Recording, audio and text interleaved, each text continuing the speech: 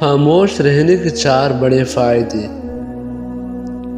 لیکن اس سے پہلے ہم خاموش رہنے کے چند فوائد بھی بیان کرنا چاہیں گے تاکہ آپ کو خود کو بہتر طور پر سمجھ سکے۔ خاموش رہنے کے 4 فائدے۔ نمبر 1، خاموشی آپ کو اپنے رب سے جوڑتی ہے۔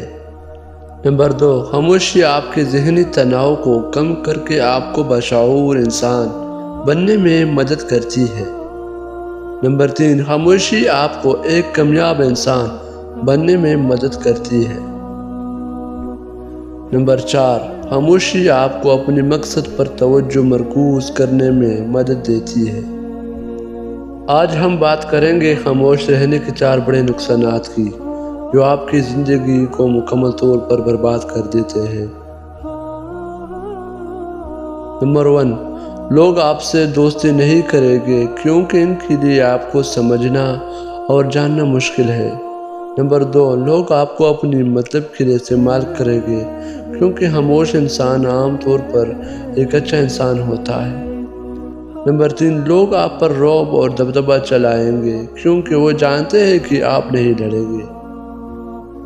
نمبر 4، لوگ آپ کو ایک متکبر شخص سمجھیں گے۔ نمبر 5، لوگ سوچیں گے کہ آپ ایک شرمیلے انسان ہیں۔ 5 حالتوں میں ہمیشہ خاموش رہے۔ نمبر 1، جب آپ محسوس کریں کہ آپ کے الفاظ سے کوئی آپ کے جذبات کو نہیں سمجھ سکتا تو خاموش رہے۔ نمبر 2، جب آپ نہیں جانتے کہ کیا کہنا ہے، اگر آپ کو اپنے خیالات اور بعض پہلوؤں کے بارے میں علم پر شک ہے تو خاموش رہے۔ نمبر 3، جب کوئی آپ کی زندگی کے کچھ واقعات جذباتی طور پر شیئر کر رہا ہو تو خاموش رہنے کی کوشش کریں۔ نمبر 4، جب کوئی دوسرے شخص پر تنقید کر رہا ہو تو آپ کو اس قسم کی نامفکریت کا حصے بننے کی ضرورت نہیں، اس وقت بھی خاموش رہے۔